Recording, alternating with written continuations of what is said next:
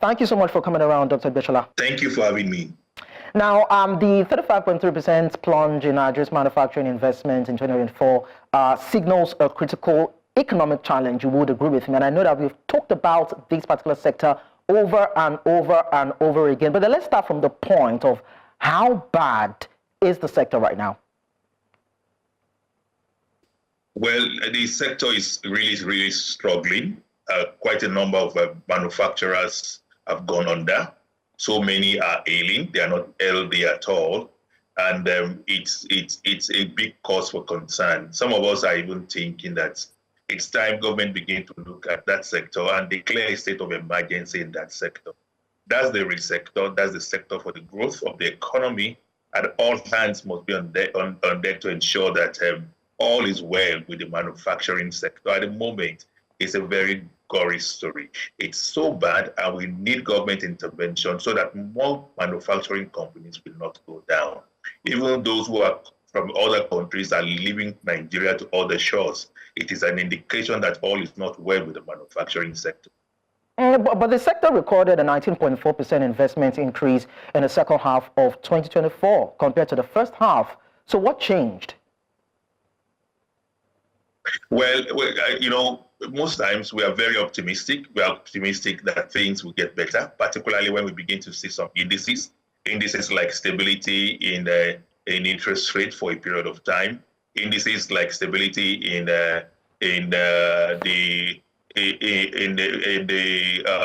FX, yes, in the foreign exchange, there was some form of stability, and that gives some form of confidence to investors, and that brought about some fund to the system, to the ecosystem.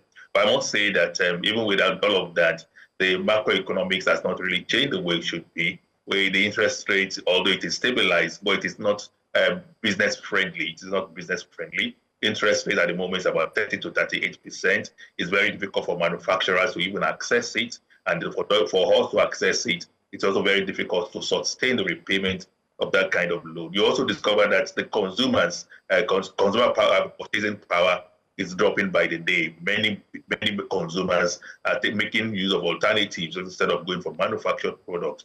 We're having a stiff competition again with imported products that are coming from other countries, particularly some third world countries also, that are also cheaper than our own and making us less competitive. We also have issues with raw material. Many of our raw materials and inputs come from overseas, and to get them Nigeria becomes a challenge because it is still very difficult to access FX, and that delays input. So the challenges are myriad. We have electricity issues. Energy issue is a big deal. 40% of our total production cost goes to energy, making alternative arrangement to get for ourselves energy, and that is very huge and can discourage investment. You've talked about security issues there and there. Okay, you've talked about a lot of issues, and earlier on you emphasized on government's focus on the sector. And it seems as though the government has actually turned a blind eye on the plight of the players within the sector. But I thought the government, came up with some stimulus packages for the sector. I mean, a couple of weeks ago, we talked about some cash that the government is trying to float to actually upskill the operations of the manufacturing sector. What happened? Yes, that's very correct. The government provided some stimulus, some intervention fund for the manufacturing sector. But I must tell you that it's a drop in the ocean. A drop in the ocean in the sense that the fund is just for a limited number of manufacturers, very limited, less than 10%, in fact, less than 5% of the manufacturing ecosystem we have in the country. And that cannot really make a big change. We are looking forward to not just intervening in very few manufacturing companies, or having a package, a policy that will be able to impact positively on perhaps all manufacturers in the country. That is what we are looking for. We are looking for better business environment, better business-friendly policies. We are looking for better ease of doing business, and that is what can go around. We are also looking for government to soften some of these policies to be able to accommodate the shakes we have in the ecosystem at the moment, and be able to initiate growth in that sector. One of it is for government to begin to look at how to begin to stabilize interest rate and perhaps lower it. It is important that interest rates this time must be lowered for us to be able to survive and breathe. We also want government to begin to look at supporting Nigerians so that their purchasing power can improve. One way of doing that is creating employment and ensure that they support the social welfare so that they have some funds to also buy products and services that we offers in the manufacturing sector. It's also important too for government to begin to look at encouraging them buy made in Nigeria products. That campaign has been there for some time, but it has waned over time. It's important for government now to see how we can support Nigerian manufacturing sector by encouraging Nigerians to buy made in Nigeria food so that we can be able to remain afloat. It's important also for government to look at how they can encourage transport system to ease the lot of tension that we have, linking the rail system to our seaport, our national seaport, so that it will be seamless for us to have our product distributed around the country and also have our input. We also expect government to support backward integration so that we can begin to make many of our raw materials here and use all those materials we have been making here for our manufacturing process. If these are not done, it will continue to discourage investment. It also continue to have negative impact on the manufacturing sector, and we're going to see a bigger drop in investment over time. But I believe that we are very, very resilient. Manufacturers are very, very resilient in Nigeria, but resilience is not the only key that we need to survive, because resilience alone is not sustainable. We need government to work with us. We need a public-private partnership so that we can work together and bring out the best of the policies that will make the economy, and particularly the sector, thrive and grow. I'm more particular about the reduction on interest rates that you mentioned a while ago. I mean, at the last MPC meeting, the CBN governor retained, or, the committee actually retained the MPR at 27.5%. And of course, that's the cash reserve ratio at 50% at a time that a lot of people were thinking, okay, maybe we'll begin to see a bit of reduction. But then, they had to remain cautious at that particular time, wanting to study the trends as regards inflation. But would you say that that particular decision by the committee, they got it wrong as at that time? Well, I don't think it is the best at this point in time. Definitely, CBN will have their reasons, very good reasons for maintaining or retaining the MPR. But looking at the overall effect on the economy and particularly on the manufacturing sector, I don't think it is the best decision this time. Many of us cannot approach the bank for loans because our profit margin cannot sustain the current interest rate that the banks are offering. And you know that for us to be able to plan, for us to be able to develop and produce more, we need funding. Funding is one key ingredient in the manufacturing sector. But for now, many of us cannot afford to go for bank to the loans. In fact, to service current loans is becoming a big challenge. Many manufacturers are into debt. Debt profiles of banks are in the rise, and that's not good for us. It's not good for the economy and for the real sector.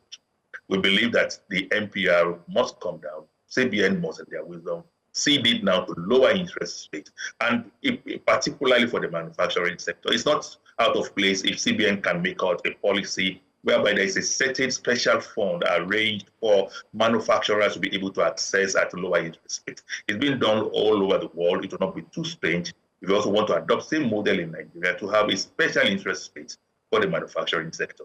Well, the finance minister, Wale Edun, recently said that the federal government is planning to reduce inflation rate to single digit and create more jobs. And he said that the objective is to create jobs locally and to empower businesses and empower the youths and, of course, improve infrastructure. Well, I'd like to find out, have there been robust discussions or engagements with the government to align the thoughts of the manufacturing industry with that of the government to actually accelerate this process? Because it seems that every single day, every single passing day that these policies or these initiatives do not come to bed, the manufacturing industry lags behind and suffers.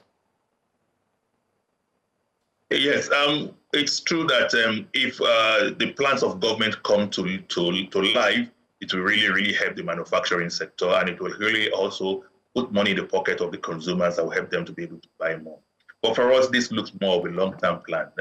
At immediate, we need immediate intervention from government, immediate intervention from key stakeholders to ensure that the sector does not die. And over time, we've had so many wonderful policies coming from government, but implementation has always been the case. This time, we want government to really work with us to talk about collaboration. I'm not too sure that the handshake is strong enough between the public and the private sector. We need stronger handshake. We need to be able to come to the round table, talk about our problems together, offer solutions together, co-create policies, co-implement policies, co-monitor and co-evaluate policies. That's the only way we can get it right and do it differently. I believe that, again, too, that okay, so I was going to say, we keep talking about what government needs to do. Now, let's focus on you. I like to do that all the time anyway. Now, are there alternative financing opportunities that manufacturers can explore on your own part to actually reduce reliance on maybe government intervention or expensive bank loans? Yes, we are looking at alternative funding arrangements. One of it is looking out of Nigeria to get investors to invest in our businesses. Yes, there's been some level of successes in this area, but it's not for all manufacturers. Some manufacturers do not have the structure at the moment to be able to attract international investment, and that becomes a challenge. One other thing we are doing at the moment also is that we are looking at partnerships with other manufacturers. So a lot of manufacturing companies are collapsing with other manufacturers of same product or like-minded products, be able to join energy together, join funds together, and other creativity to ensure that they produce together. And that has also been helping us. We're also looking more into export now. Export has helped us be able to raise more funds because of the low value of our naira. Naira has depreciated about 40% over time. It makes it more competitive for us to now sell our product internationally because it is cheaper in the international market. And that helps us to raise efforts to be able to do business and increase our profitability, which helps us to need less at the bank fund. One other thing we are also doing is to ensure that we now look at how to diversify. We divest some of our investment, give out some part of our manufacturing processes to other companies to handle for us instead of handling it A to Z. Some companies now does their adverts through other companies, it does their marketing and branding to other companies and all of that, even their logistics too. We also look at how to use locally raw materials, locally produced raw materials instead of depending heavily on imported raw materials like we used to do before. This has also helped us to cut costs and reduce the need for funds in our manufacturing sector. We have also tried to reduce the sizes of our products so that it will be easier and cheaper for the consumers to buy. So instead of doing big bulk packaged products, we're now doing smaller quantity that it is easier for anybody in the market to buy, which at the end of the day increases our production, our profitability, and at the end of the day helps us to need less fund from the banks. We also ensure that we had some form of creativity, particularly in the marketing of our products now. We make sure that it is now online. You can also order for many of our products online too, and it will be delivered to your warehouses or your doorstep as the case may be. These are some of the innovations we're doing to ensure that we remain afloat. We are now also working with the Nigerian Stock Exchange. Before now, it is only public liability companies that can be given visibility in the Nigerian Stock Exchange. But now we have what is called Nigerian Stock Exchange Growth Board. The Growth Board allows SMEs, who are manufacturers and other SMEs, to now be able to display their company and attract investment internationally without necessarily being a public liability company. This has helped us to have a strong mileage in attracting investments, getting funding internationally through that platform, and it has really been helpful. That's pretty interesting. Now, Dr. Egbesola, citing economic uncertainties, some multinationals exited Nigeria and shifted based on other more business-friendly climates. Aside having to probably focus on raw materials and channel your energy into other sources, would it be either productive or counterproductive for indigenous manufacturing companies to also probably relocate to a more stable market, maybe in West Africa or some other, foreign countries? Well, you discover that many of those exiting Nigeria, many of those companies exiting Nigeria are multinational companies coming to Nigeria from other countries, and their main goal of being in Nigeria is to make profit. And that's why when the profit is dwindling, the next thing is to leave our shores and go to more friendly countries or nations. For us who are manufacturers, indigenous manufacturers here, it is not just about making profit alone. It is about growing our economy. It's about making Nigeria better. And we are ready to be resilient enough, to be adaptable enough to ensure that things are right. And that's why many of us are staying put here. We really do not want to leave the country. We know that there are many opportunities that is available in the country. Things may not be right now, but we believe that over time, things will get better. We are not interested in leaving the country at the moment. Rather, we are looking at more innovative ways, more creative ways of being able to cope with the current challenges and taking advantage of it to be able to grow even in the midst of the challenges. Interesting. Okay, so I'd like to bring this also into perspective. I mean, let's talk about the rules of the special economic zones and industrial parks. Do you think that can help attract some sort of investments into the manufacturing industry if that is well organized? Of course, yes, it is already doing that. You know that there's some form of tax policies that were being bettered in some few weeks ago, which each of us in the manufacturing sector decided to challenge, and I'm sure that government is also looking at that. If that happens, if it is not seeing the light of the day, you are going to see that the industrial zones will continue to grow. Many countries are sending in their manufacturing outfits to those industrial zones, and it is good for us. It's creating employment, it's increasing our GDP, and it is also attracting FS for us, which is very, very key to us. And it is time for government to increase this by these zones. The more we need more free trade zones. In fact, beyond free trade zones, we also need industrial hubs here and there. We need a lot of clusters where small-scale manufacturers can take advantage of. That's the global practice. It's the best that can happen to any country, particularly in a country like ours that can lend with almost everything. You have to provide water for yourself, road for yourself, electricity for yourself, and all of that. Having free trade zones, having industrial hubs, having clusters here and there, having incubation centers, we really improve manufacturing. It will improve interest in those who also wish to go into manufacturing and increase a lot of profit that manufacturers are making at the moment. So it's a good way. And it's a way to go. Talking about provision of power, infrastructure, and all the enabling factors that can help the sector grow. I mean, economists are saying that subsidies for power, infrastructure upgrades, expanding access to credit for SMEs are the things that government can do to actually unlock the manufacturing sector's potential. But then, are these things hard for the government to do, or there are some other issues that the government need to deal with to actually optimize its ability to support the sector? Well, those are some of the key things that we expect government to do. It's important for government to fix energy. Like I mentioned the other time, 40% of our costs go to energy generation.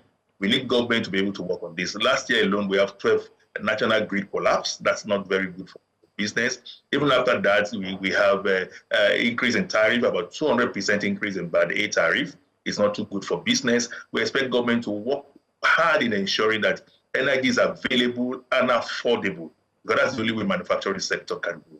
It is also good to make sure that the macroeconomics is right. We must make sure that FX is stable. We must make sure that interest rate is not just stable but lower. And as I recommended the other time, ensure that there's a special window for manufacturers to be able to get loans at a lower interest rate. It's very important that we fix this. It's also very important we fix other infrastructure too, particularly road and transport linkages. Transport linkages is very, very key to manufacturers. It's important for us to fix the issue of raw materials. Government needs to invest enough to ensure that we have raw materials for manufacturers here. We don't need to depend on input overseas again. We must be able to use our own raw materials. So backward integration is a must for manufacturers, and government also must support that by providing some incentives. Thank you very much, Dr. Femi Egbesola, President, Association of Small Business Owners of Nigeria, for sharing your profound thoughts with us on the show. We appreciate that.